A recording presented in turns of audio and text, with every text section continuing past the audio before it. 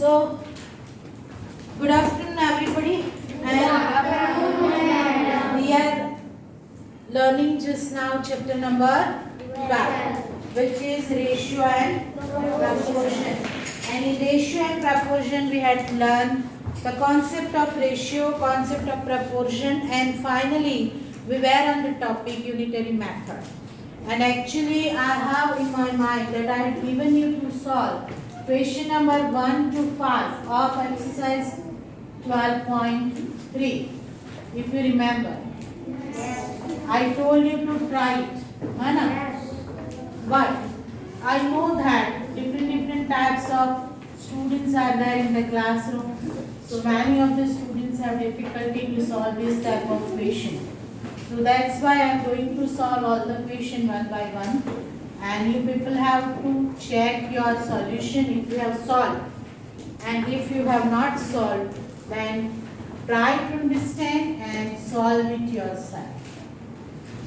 Got it? Yes. Sure. So exercise 12.3 is based on unitary method. What is unitary method? That we had learned in the last period. Whenever we shop anything from the market or anywhere, always we try to find out the rate per 1 unit. If it is in gram and kilogram, then 1 gram or 1 kilogram. If it is in centimeter and meter, then 1 centimeter, 1 meter. If it is in liter and milliliter, then 1 liter and 1 milliliter. So always the date is depend upon 1 unit. And when we find out the rate of the given detail, given thing per 1 unit, that is known as unitary method. Its definition also we had learned in the last period.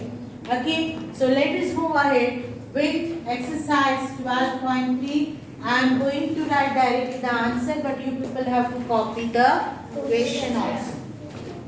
The first question: if the cost of 7 meter of cloth is rupees 1470, find the cost of 5 meter of cloth. Okay, so first of all we have to habituate ourselves to write down the information which is given here. So what is the information given over here? Cost of 7 meter of cloth कितना है? 1470. This is the information given to us. And the question asked over there, what is the cost of 5 meter of cloth? So earlier what we were doing, just we put the step कि 7 meter का इतना तो 5 meter का इतना, and then we found out by using the ratio. But over here we are going to apply unitary method. So in the first question we will write that by using unitary method. एक question में हम ये लिख देते हैं तो आपको पता चलेगा कि हमने क्यों 1 यूनिट का पहले रेट ढूंढा. ठीक है, तो by using unitary method, what is that? We can write it down. Cost of 7 metre of cloth is equal to rupees 1470. So first of all we would like to find out cost of 1 meter of cloth. How much? Got it? Now as I told you previously also, whenever we found out, we have to make the ratio with the cross multiplication. Cross multiplication में जो ये right side से left side का multiplication आएगा, that comes in the numerator part. जब आप ratio बनाते हो तब तो क्या आएगा? तो रुपीज 1470 मल्टीप्लाइड बाय 1. डिनोमिनेटर में क्या आएगा? तो ये तो हमें ढूंढना है, तो ये क्या है? 7 मीटर. मानी in short rupees 1470 divide by 7, और इसका आंसर आपको मिलेगा रुपीज 1210. You got it? ये समझ में आया मैडम ने कैसे न्यूमरेटर डिनोमिनेटर बनाया? Yes. वैसे भी अगर आप सोचो तो हम क्या करते हैं रेगुलर लाइफ में कि आपको कोई बोले कि 7 मीटर क्लॉथ की प्राइस रुपीज 1470 है, तो आप क्विकली 1 मीटर रेट क्या पड़ेगा, तो 1 मीटर का फाइंड आउट करने के लिए क्या करते हो, तो ये रेट से ये मीटर को डिवाइड करते हो. Generally we do it. Yes. समझ में है ना सबको. हम प्रैक्टिकल लाइफ में यही करते हैं, बट वो हम हैबिचुअल हो गए. बट वो क्यों किया, कैसे किया, वो हमें पता नहीं है. तो दैट वी आर लर्निंग कि वो हम क्या करते हैं, कैसे करते हैं. तो by using this unitary method we do it. समझ में आया. तो सिंपल यहाँ पे टोटल रेट को 7 मीटर से सिर्फ डिवाइड किया है. But this ratio how it comes, for that I explain you this. ठीक है. अभी ये जो रेट आया that is of 1 metre cloth. So now it is asked that what is the cost of 5 metre cloth. So we have to write down over here cost of 1 meter cloth is equal to rupees 210. So the cost of 5 meter cloth is equal to what? Again cross multiplication होगा. तो rupees 210 multiplied by 5 divided by 1. What is the identity element for multiplication and division both, है ना. 1 से किसी को divide करो number remain same, 1 से किसी को मल्टीप्लाई करो नंबर रिमेन्स सेम. तो यहाँ पे हमको क्या करना पड़ेगा, 210 को 5 से मल्टीप्लाई करना पड़ेगा. तो answer is rupees 1050. Rupees 1050. This is the answer of question number 1. But we have to write down the answer in full sentence according to the question asked over here. Question is given that what is the cost of 5 meter of cloth. So answer full sentence में लिखो कि cost of 5 meter cloth is rupees 1050. ये answer सबको लिखना है. And whoever have solved, then they have to check the solution कि you had done in this way or not. And this is the only method to solve this sum because unitary method is compulsory to apply. Because these questions are based on Unitary method. But if अगर आप लोगों ने method अलग ली है लेकिन unitary apply किया है then it is okay. अगर नहीं किया है, डायरेक्ट लिख दिया है कि 7 मीटर का इतना तो 5 मीटर का कितना, तो that is not allowed in this exercise. But if because in this exercise it is compulsory to apply unitary method. मैं जानती थी कि आप लोग यही करोगे, इसलिए उस दिन मैंने बार बार बोला था कि 12.3 को यूनिटरी मेथड से सॉल्व करना है. तो वापस करो, चलो सॉल्व करो.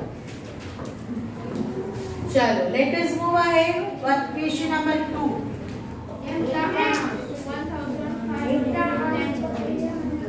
Question is Ekta earns rupees 1500 in 10 days. So how much will she earn in 30 days? So the information which is given here that we have to write first. Ekta earns kitna rupees 1500 in 10 days. ठीक है. और ढूंढना क्या है कि how much she can earn in 30 days. So first of all we would like to find out her earning for a day. एक दिन में वो कितना अर्न करती है वो हमें पहले ढूंढना पड़ेगा. तो कैसे रखेंगे कि एकता earns in 10 days कितना rupees 1500. So she earns in how many days? 1 day. कितना बराबर है कि एक दिन में वो कितना कमाएगी. तो कैसे होगा, rupees 1500 multiplied by 1 divide by 10. तो 1500 डिवाइड बाय 10 हो गया. ये 0 कैंसिल हो गया. आंसर क्या आया, 150. So she earns, yes.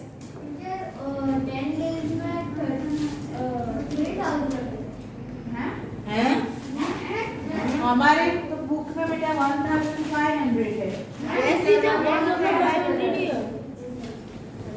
3000 नहीं है, देखो करेक्ट कर लो आप, वहाँ पे नंबर करेक्ट कर लो। और अगर आपने 3000 के हिसाब से कर दिया है तो लेट इट बी। अगर सॉल्व नहीं किया है तो 1500 लिख दो वहाँ पे, प्रिंटिंग मिस्टेक होगी, because in our book it is 1500। चलो गॉट इट, समझ में आया यहाँ तक? Yes. So now let us put another step कि एकता earns in one day कितना? ₹1500। तो she will earn in how many days? 30 days. How much? ठीक है, तो ₹1500 multiplied by 30 divided by 1. 15 3s क्या हो गया? वो 1500 भी आएगा, 150 आएगा।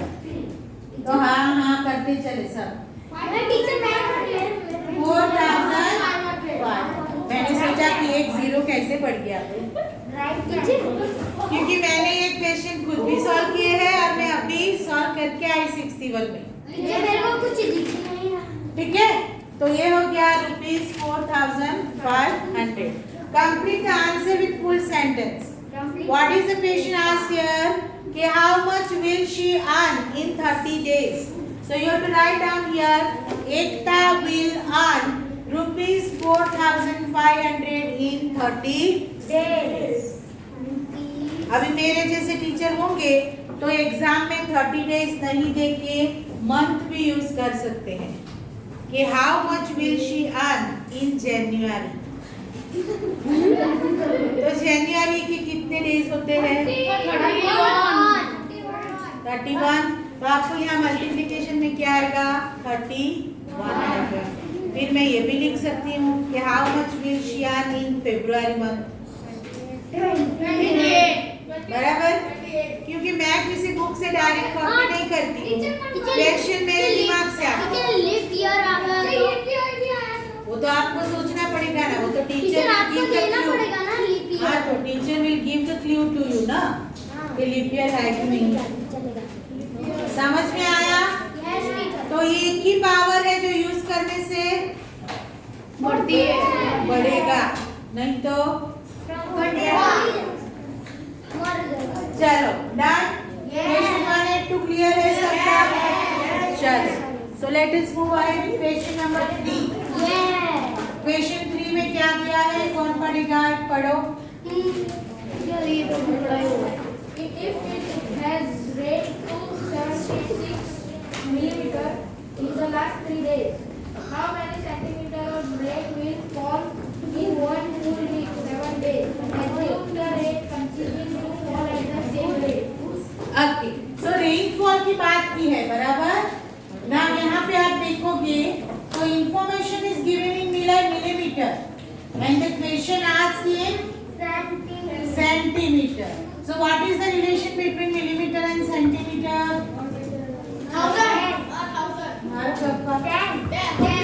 10। कैसे 10 आया? मिली सेंटी डेसीमीटर तो किलोमीटर। तो मिली के बाद सेंटी आता है और लेफ्ट से राइट जाते हो तो बिगर नंबर, बिगर यूनिट आता है। That's why multiplication. Now he is right. But multiplication क्यों आया? क्योंकि बिगर यूनिट आते हैं। मिली के बाद सेंटीमीटर जो बिगर यूनिट है, सेंटी के बाद डेसीमीटर जो कि बिगर यूनिट है। ठीक है, तो मिली और सेंटी के बीच में एक ही स्टेप का डिफरेंस है, तो मल्टीप्लाई किससे होता है? 10 से। तो रिलेशन क्या हुआ? रिलेशन ये हुआ कि 10 millimetre is equal to 1 centimetre. Keep it aside just now, no need to write. अभी हमको इंफॉर्मेशन क्या दी है? The information is given over here कि it has rain 276 millimetre in the last 3 days. So it rained कितना? 276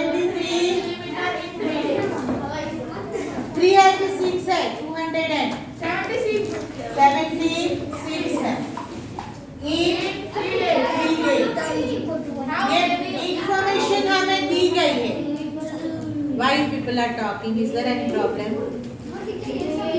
How many centimeters? So now let us find it out कि how much rain fall in a day. 3 days का हमें दिया है और 1 day का हमें ढूंढना पड़ेगा. ठीक है, तो we can write it down. It rain in 3 days is equal to 276 millimeter. So it rain in 1 day कितना?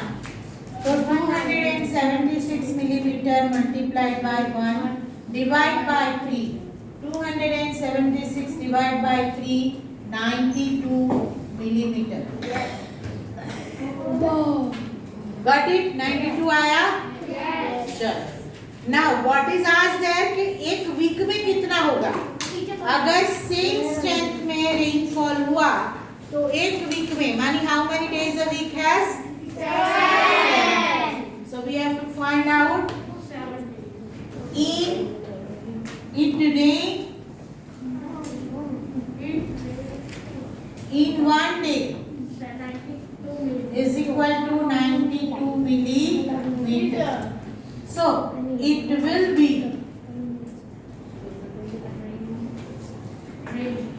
rain in how many days? 7 days is equal to what? So 92 millimeter multiplied by 7 divided by 1. So क्या आएगा? 644 millimeter. ठीक है. Now question asked here about centimeter. कि कितना centimetre rainfall होगा. अभी ये हमारा अप्लाई होगा कि क्या 10 millimeter is equal to 1 centimeter. So 644 millimeter is equal to what? So 1 multiply 644 divide by 10 और वो आ गया 64.4 सेंटीमीटर.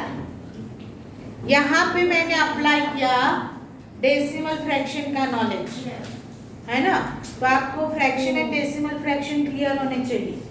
तभी ये 64.4 कैसे आया वो पता चलेगा. In the denominator there is 10, so we have to put the decimal point starting from right side after 1 digit. और ये हम डेसिमल फ्रैक्शन में पढ़े हैं फर्स्ट टर्म में. Got it? तो maths is a continuous subject. आगे का भूलोगे और आगे बढ़ोगे तो फेल हो जाओगे, लेकिन जो पढ़े हो उस पे भी कमांड आपका होना चाहिए. तो आंसर फुल सेंटेंस में आपको लेना पड़ेगा. क्या क्वेश्चन यहाँ पे पूछा गया है कि assume that the rain continues to fall at the same rate, but how many centimeter of rain will fall? Okay, so we can write it down the answer. 64.4 centimeter rain will fall in 7 days. This is the answer. हाँ? 1 week भी लिख सकते. Got it? अभी तो yes yes करते हो, लेकिन किसी ने भी किया नहीं है प्रैक्टिस घर पे. सब ये लिख रहे हैं. सब यहाँ पे लिख रहे हैं. चलो moving ahead with answer number 4. Cost of 5 kg of wheat is ₹91.50. तो ये इंफॉर्मेशन है, तो पहले हम लिख लेते हैं. मोहित आप लिख रहे हो कि नहीं? क्यों? ये भी अभी चला लिख रहा है. मैं जब नोट चेक करूंगी जितना बाकी होगा उतना 5 टाइम्स लिखने के लिए दूंगी. ये भी नहीं लिख रहा. और अभी ये चैप्टर खत्म होने पे है और 2 chapters correction is left. Chapter number 11 and 12. All the exercises of chapter number 11 and 12 must be complete in your notebook. कुछ भी बाकी होगा तो मैं उस दिन घर पे जाने नहीं दूंगी, यहीं बैठ के खत्म करना पड़ेगा। 4:35, 7 जो क्लॉक बजे को। Cost of 5 kg of wheat. Cost of 5 kg of wheat is rupees 91.50. Or here two questions are asked to us. What will be the cost of 8 kg of wheat? ठीक है, तो हमें पहले 1 kg का ढूंढना पड़ेगा। तो क्या करें?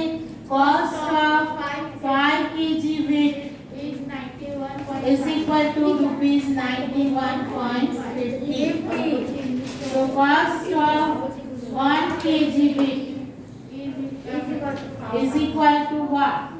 So rupees 91.50 multiply 1 divide by 5. So क्या आएगा? रुपीज 18.30। जिनको ये पता ना चले कि मैडम ये 18.30 कहाँ से लाए, ठीक है, उन बच्चों को मेरा सजेशन है कि ये डिवीजन इसी पेज पे करो, रफ पेज पे नहीं, ठीक है। तो कैसे करोगे? तो 91.50 उसे मुझे डिवाइड करना है 5 से, ओके। तो 5 1 5, रिमाइंडर 4, 5 8 40, रिमाइंडर 1। यहाँ पे डेसिमल पॉइंट रखना पड़ेगा 15, 5 3 15, तो हो गया 0 0, ये 0 है, तो यहाँ पे 5 0 0 एंड फाइनली 0 आएगा। तो आंसर क्या आया? 18.30। 18.3 लिखोगे तो भी गलत होगा, 30 आना चाहिए क्योंकि यहाँ पे 0 है। Got it? चलो, तो ये रेट आया आपका 1 kg वीट का, 1 kg वीट का। अभी हमको ढूंढना क्या है? What will be the cost of 8 kg wheat. तो ढूंढो, चलो।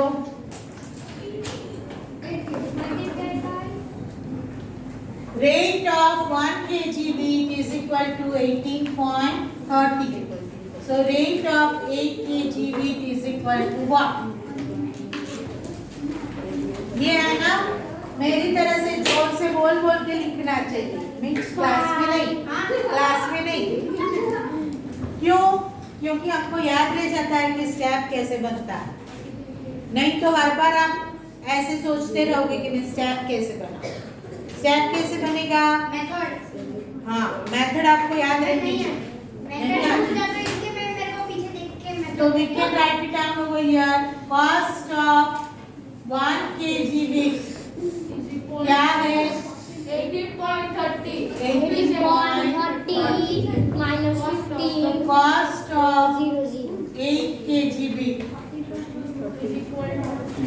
what? So rupees 18.30 multiplied by 8 divided by 1.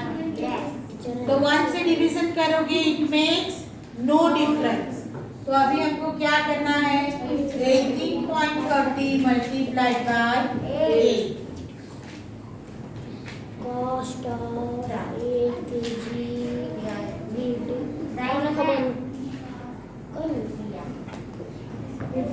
ये मल्टीप्लिकेशन भी दिखाओ, रफ पेज पे नहीं करना है, इसी पेज पे करो, बराबर है। तो आंसर किसका आया? Answer A. Cost of 8 kg wheat is rupees 146.1। अब इक्वेशन बी भी है। What quantity of wheat can be purchased in 183 rupees 183? हाँ, तो कितनी क्वांटिटी आएगी? 180। आप रफ बुक में तो लिखो, तो घर जाके कॉपी कर सकते हो कि नहीं? मैं नोटबुक में नहीं लिखा हूँ, नोटबुक को खत्म हो गया। रोज हर रोज आप रफ बुक पे लिखते हो। नहीं, मैं नोटबुक चलो, so we can write it down in कितना? एक किलो का कितना रेट आया? Rupees 18.30। We get 1 kilogram wheat, है ना? तो कितने पैसे दिए हैं? Rupees 183. We get 1 multiply 183 divide by 18.30. Now pay your attention here for a couple of seconds. See how to solve this question. अभी क्या होगा?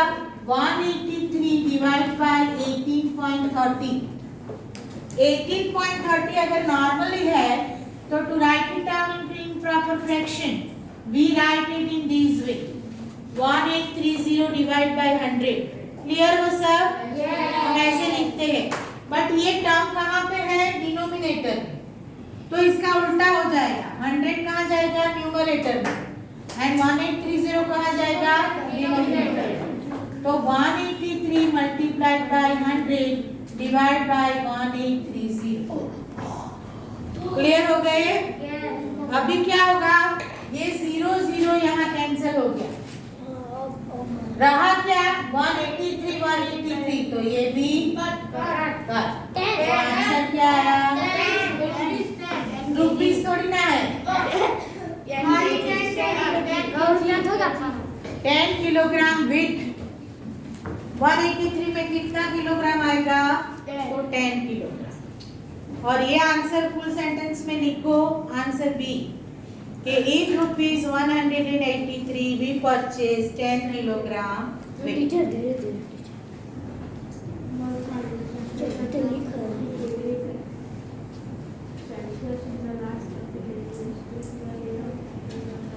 आप क्यों नहीं लिख रहे हो? मैंने पेज में लिखा, मैंने डॉक्टर पे लाया.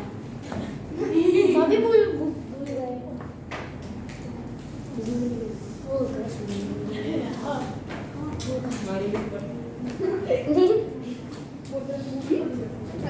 ये समझ में आया? कैसे आया ये वाला?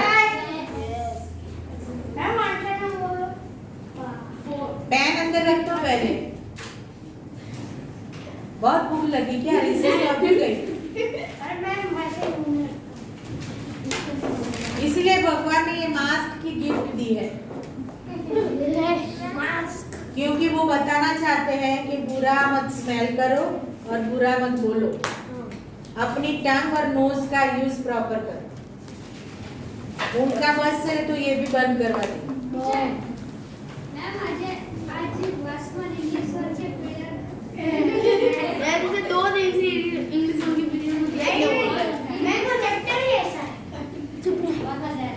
चलो नाम यहाँ पे आंसर लिख दिया कि in rupees 183 we purchase 10 kilogram of wheat. Final answer भी लिख दो यहाँ पे फुल सेंटेंस में.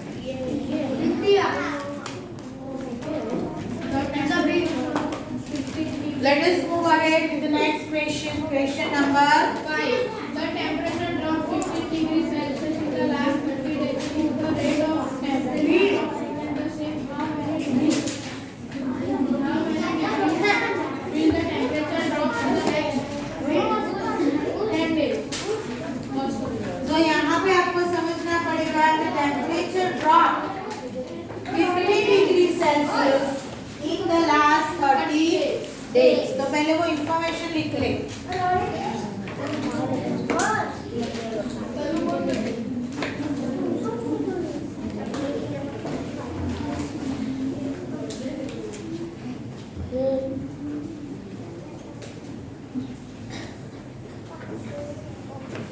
मैंने यहाँ पे डिग्री सेल्सियस जो है वो उसके सिंबल में लिखा है. हम भी लिख सकते हैं. Probably you people had learned this in science. बराबर? Now we have to find out कि 30 days में 15 डिग्री ड्रॉप हुआ है तो 1 डे में कितना. So we can write it down. In 30 days it dropped 15 degree Celsius. So in 1 day it dropped how much? So 15 degree multiplied by 1 divide by 30. मानी वो आया 15 divide by 30. मानी 1 divide by 2. 15 टू ज़ा 30. Got it? नहीं समझ में आए तो ऐसे लिखो 15 1 ज़ा 15 एंड 15 टू ज़ा 30. तो आया 1 डिवाइड बाय 2 और 1 का डिवाइड बाय 2 का 0.5 डिग्री सेल्सियस. ये 1/2 का 0.5 कैसे हुआ वो पता चला? नहीं तो 1 को 2 से डिवाइड करके देखना. उसमें कुछ शेमफुल नहीं है. जहाँ पे समझ में नहीं आए उसको लॉजिकली करो, मगअप मत करो मैथ्स. आई नीड टू से नहीं समझ में आए तो 1 को 2 से डिवाइड करना हमको. ये क्वेश्चन 3rd स्टैंडर्ड का है फिर भी मैं बता रही हूँ. तो 1 is smaller than 2, not divisible.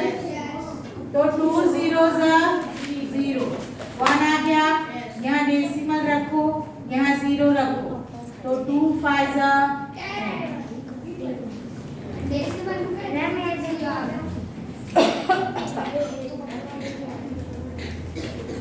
Got it? 0.5 कैसे आए? और सिंपल नंबर लाइन याद रखो.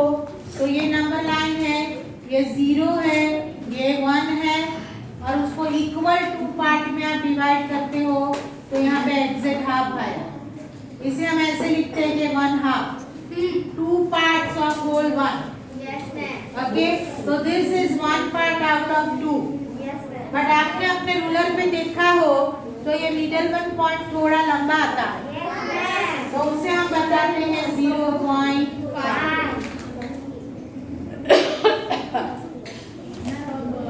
तो एक दिन में कितना टेम्परेचर ड्रॉप हुआ? 0.5 सेल्सियस. तो क्या ढूंढना है कि 10 डेज में कितना ड्रॉप होगा. ठीक है, तो we can write it down. The temperature drop in 1 day is equal to 0.5 degree Celsius. So it will be drop कितना in 10 days. कितना होगा? तो 0.5 multiplied by 10 divided by 1. तो 0.5 multiplied 10 मान क्या हो गया? 5/10 multiplied 10. 10 cancel. 5 degree Celsius. मेरी जैसे पेन चलती है ना वैसे आपकी चले तो मैं समझू कि मैं सक्सेस हूँ. मैम चली रही है. क्या चल रही है? कॉपी हो रहा है वो तो कॉपी हो रहा है. मैंने कहाँ से कॉपी किया? मैंने कॉपी किया क्या? दिमाग से मतलब आप टीचर हो ना. तो भी क्या हो गया? आपको तो आता है. हमारे शिष्य जो है वो हमसे जब आगे जाए तब हम सोच सकते हैं कि ये वीर फिर प्राप्त है. हमसे आगे जाए, लेकिन हमसे आगे जाने वाले अभी मिलते नहीं हमको. पास्ट में मिलते थे, अभी नहीं मिल रहे. क्या करें? वो पास्ट हो गया. उसका राक्षस अंदर से बाहर ही नहीं चलो डन. मैम ऑनेस्टली मतलब सो के नहीं. चलो question 6. Rina pays 7,000 rupees 7,500 rent for 3 months. How much she has to pay for a whole year if the rent per month remains same? So Rina pays rupees 7,500 for 3 months. कितने महीनों के लिए? 3 months. We are talking about question number 6. Rina pays rupees 7,500 rent for 3 months. So first of all, you people have to find out the rent for 1 month. Sit properly, everybody, and do your work. ठीक है? तो 1 month का rent हमें पहले ढूंढना पड़ेगा. So we can write it down. Rina pays 3-month rent. कितना? 7,500.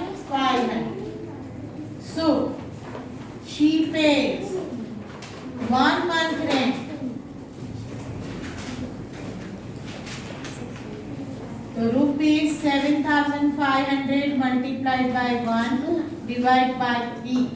You will get 7,500 divided by 3. Answer is rupees 2,500. Because 25 3s are 75. 25 का टेबल तो आता है सबको? तो 3 75 को 3 से डिवाइड करोगे तो आंसर आएगा 25 एंड ये 0 0 हमको यहाँ पे ऐड करना पड़ेगा. You got it?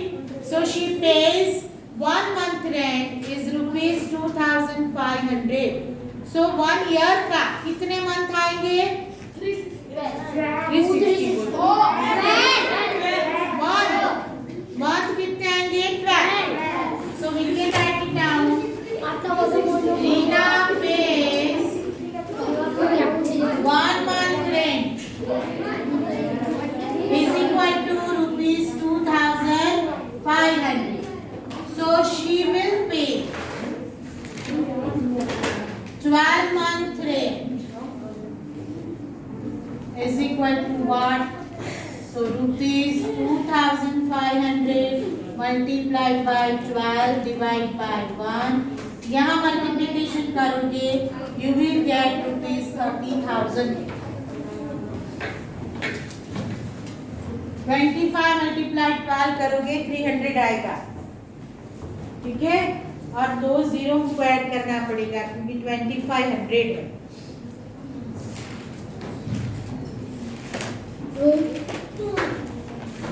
Answer complete करो फुल सेंटेंस में. Karina will pay rupees 30,000 rent for 1 year. वहाँ पे मंथ नहीं दिए हैं, ईयर दिए.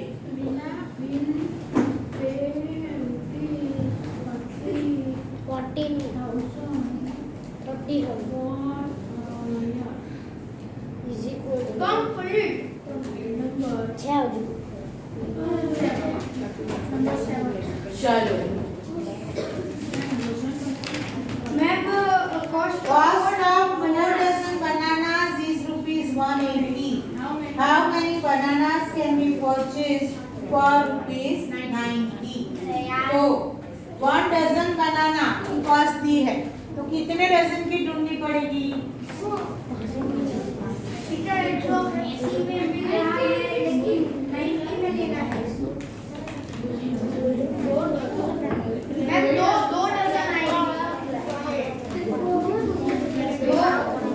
चलो पहले हम ढूंढे कॉस्ट ऑफ 1 डजन बनाना. हमको दिया क्या है? Cost of 4 dozen. बातें नहीं, बनाना कितना है? Rupees 180. So let us find out first of all rate of 1 dozen banana.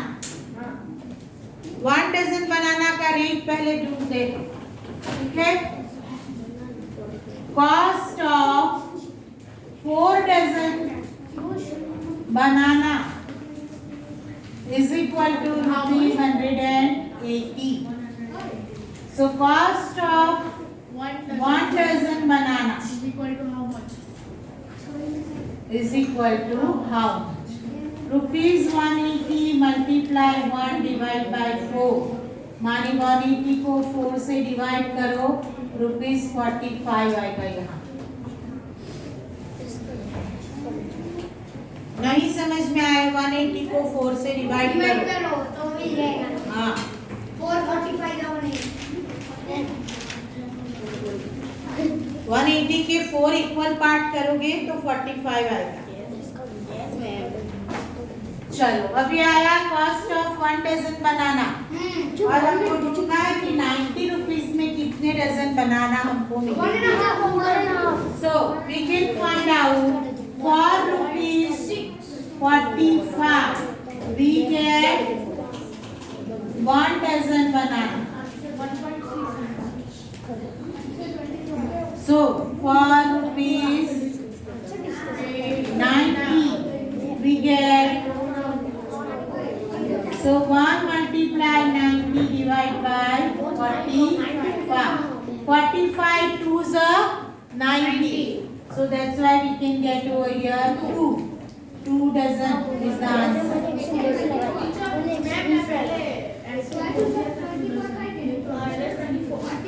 Ma'am अभी आपको रिवीजन एक्सरसाइज चलो यहाँ पे आपको आंसर फुल सेंटेंस में लिखना है। मैम हम 24 देख सकते हैं ना? हैं? हैं? 24 क्वांटिटी नहीं पूछी है, डजन पूछा है आपको। हमारी क्वेश्चन क्या है? How many bananas? Sorry, how many bananas? माने 1 डजन हो तो कितने होते हैं? तो 2 डजन के 24। So we can write down 1 dozen is equal to 12 bananas. So 2 dozen is equal to 12 multiplied 2 is equal to 24 bananas. So आपको लिखना है कि we can get 24 bananas for rupees 90, है ना? फुल सेंटेंस कंप्लीट करो। अभी आज के होमवर्क में बाकी के सम करके आने हैं। बाकी के सम ट्राई करना। If you have difficulty we will solve in our regular class. Okay, thank you very much all of you.